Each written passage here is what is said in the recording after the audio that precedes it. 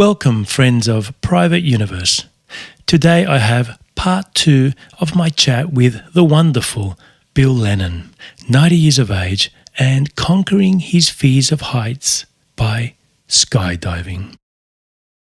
My brother and I think after a while the government got us somewhere to stay in towards Sydney way, and my brother and I, he built what they call a billy cart, like a box on wheel, and we used to drag it across to the Arnott's biscuit factory, and we used to get bags of broken biscuits. They'd give it for nothing, you know. Yeah. We'd take them home. We'd milk was a big problem. Because, as you know, milk and we need milk for calcium. Yeah, of course, yeah. But I don't know how we survived of the milk. I don't know where the milk came from, but we always had milk. And probably better milk than what we have now. Yeah. Because the milk today is being watered down a lot. Yeah, that's right. And people get used to a certain type of milk. And I remember even just in the 70s, the taste of that milk, that full cream milk and the silver tops they used to come. Yeah, it's right. The tops. They were great. And obviously there were different times. And funny enough, sometimes when you are lacking, you find other things. Do you find that in your childhood that you made up for the lack of some things with other things? Well,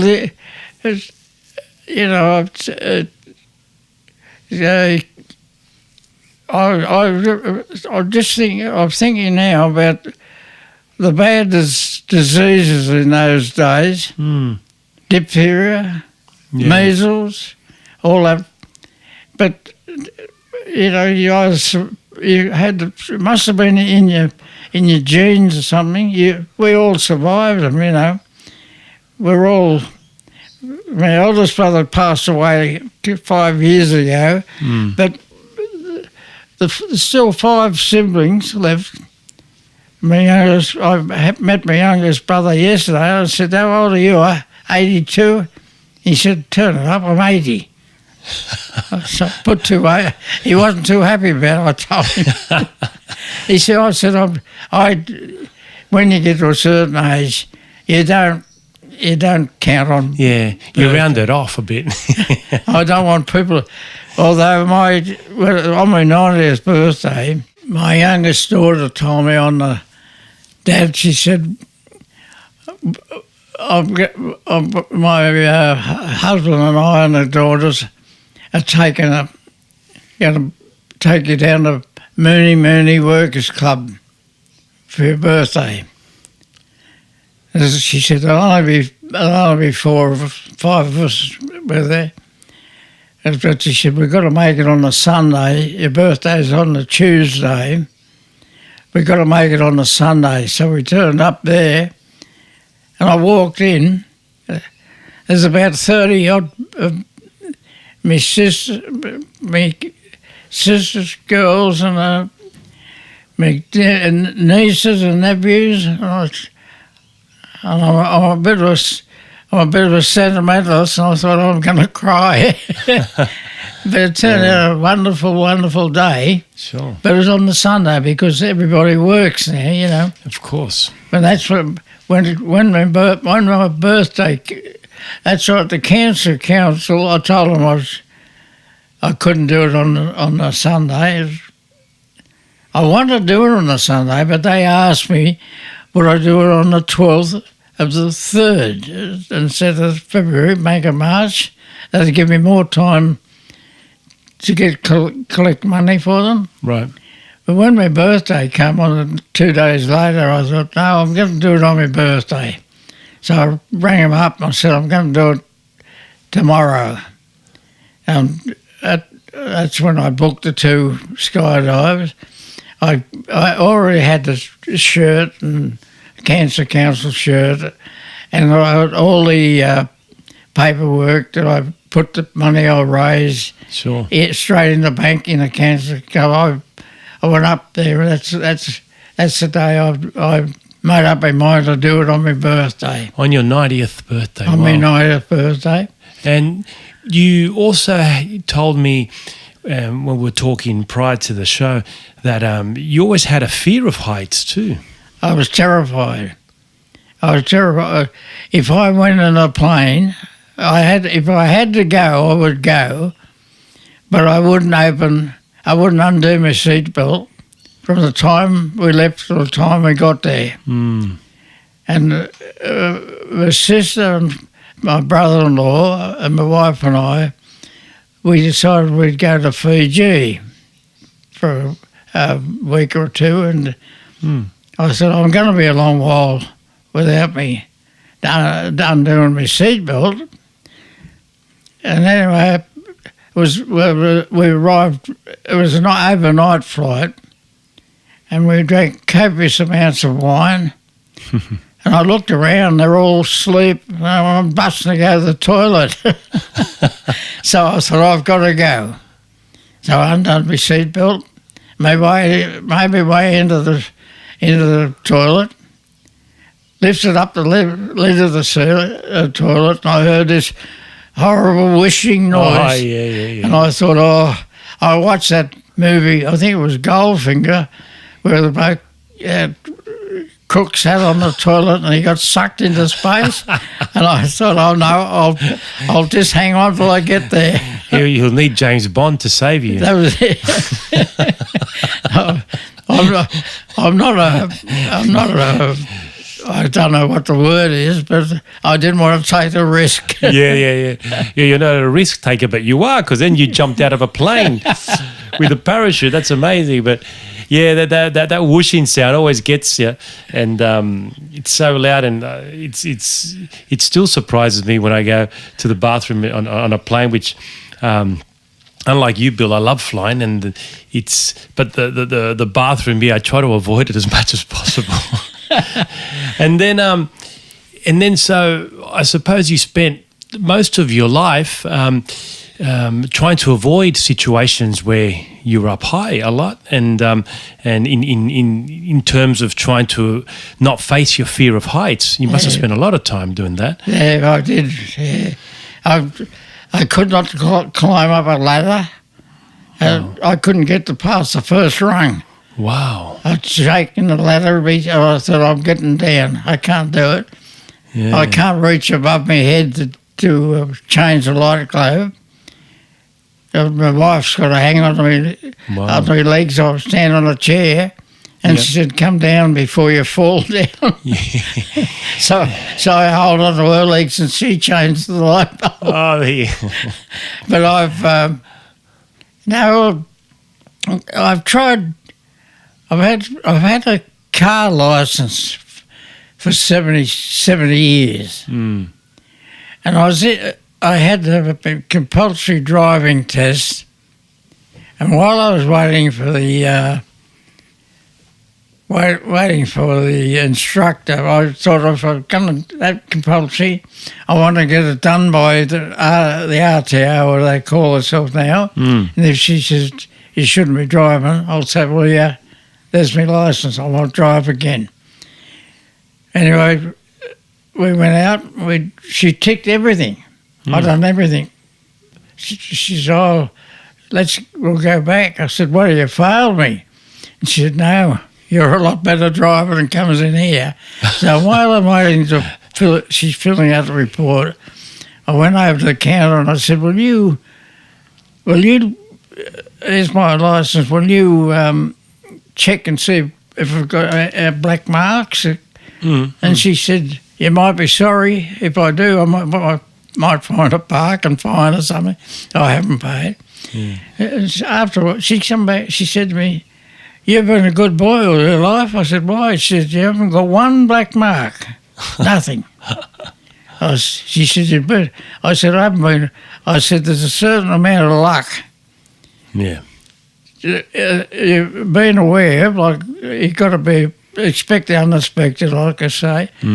But I've seen old guys, when I was driving, they're in the wrong lane, outside lane, they just cut across everybody. Yep. Everybody hits their brakes, and his back end smashes everywhere, and he's going merrily on his way. Like Mr. Magoo. Mr. How's things now, Waldo? I often think, that's what I said to her. I haven't been a good boy, but I've been lucky. Yeah. Oh, luck helps in life, doesn't it, Bill? Yeah. And then it still amazes me, Bill, that you couldn't put one foot on a ladder when you were a younger man, and at 90 years of age, in the twilight of your life, I suppose, and it sounds like you've had a magnificent life and more to come, you decided, I'm going to jump out of a plane. Wow, that is a huge leap for anyone, let alone for someone that has a real fear of heights. Yeah. I was terrified. In the plane, the instructor, he said to me, how are you, Bill?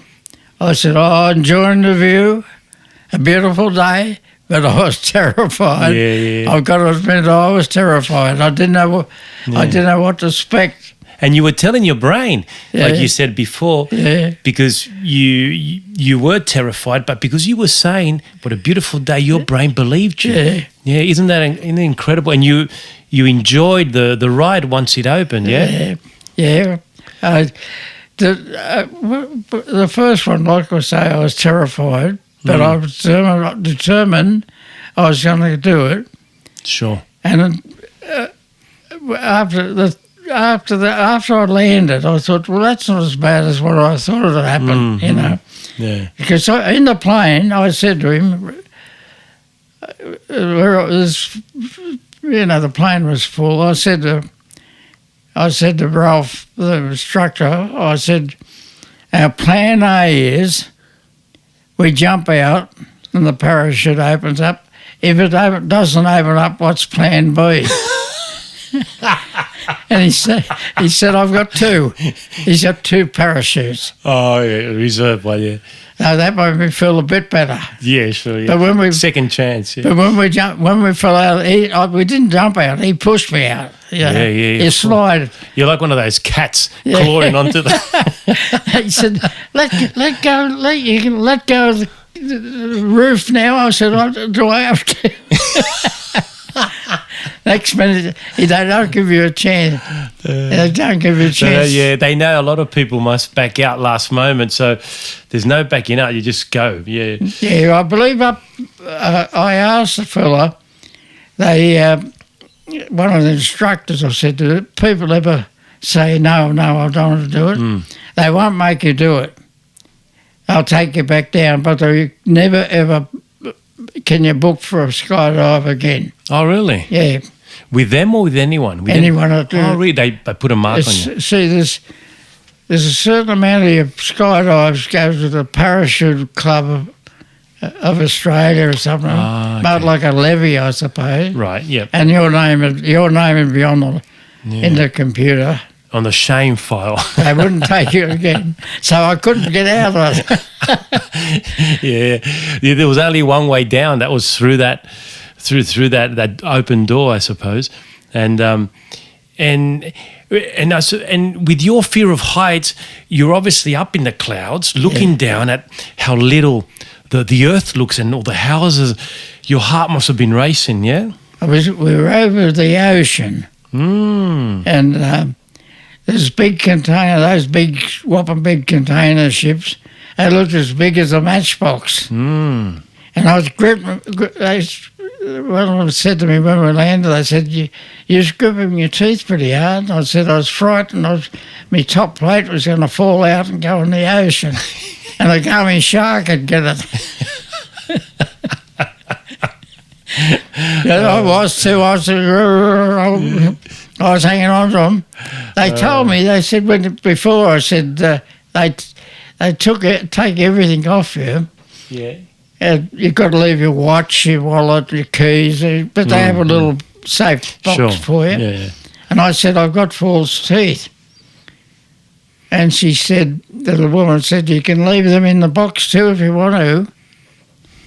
I said, have you ever seen that show, Mrs. McGillicuddy? with no teeth. I said, I don't want to look like her on me.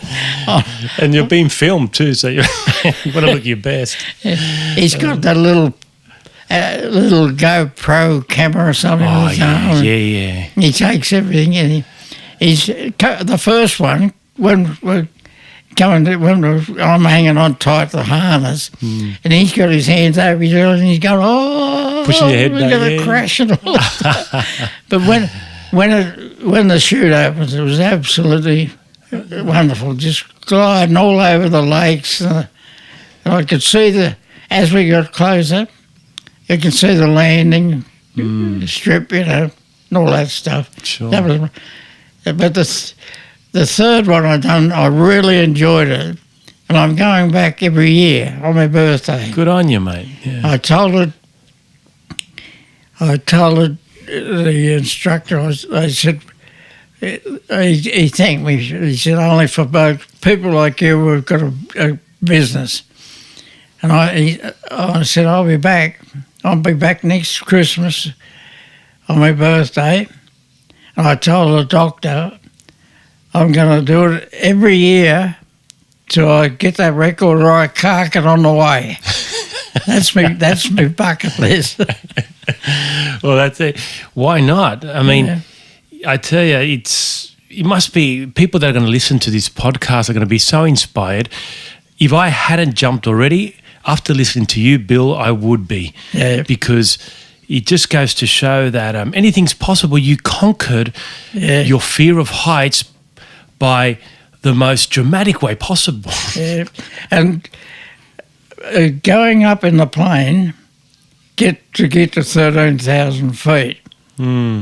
I was calm, and I knew I was going to do it all right, and I'd overcome my fear. That's what I've done.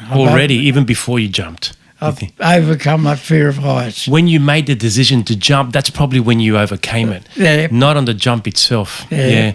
Wow. That's so powerful, because it just goes to show how important a decision is. One of my sayings when I talk to people in my practice as a psychologist, I say to them, the most powerful thing in the world is a decision. Yeah. And you just proved me right, because once you decided to conquer that fear from not being able to stand on the first step of a ladder to jumping out of a plane over the clouds, that is a huge step, or jump if you like to to keep the metaphor going. And but you're saying that once you decided, and once you're on the plane, that's it, you had conquered it. And it took you 90 years and finally did it. And it just goes to show how powerful the mind is, and never to give up. That's it. Never give up. Yeah. Because that's what you didn't do. And now you're here talking about it and inspiring so many others. Not only you conquered your own fear, but I suspect, Bill, that you're going to help conquer many other people's fears of heights. That's... I'm getting towards the end of my journey, which has been a bit rocky and all that stuff, but that seems to be just a part of life that I was sort of handed. And let's say I'm not a religious person, but I never ever argue with anyone about politics or religion. That's their decision. You're a smart man. And that. I've never got an argument, and I think that's helped. I've had no broken bones. That was the inspiring Bill Lennon. Friends of Private Universe, meet me here again to listen to the final chapter of Bill Lennon's life and legacy.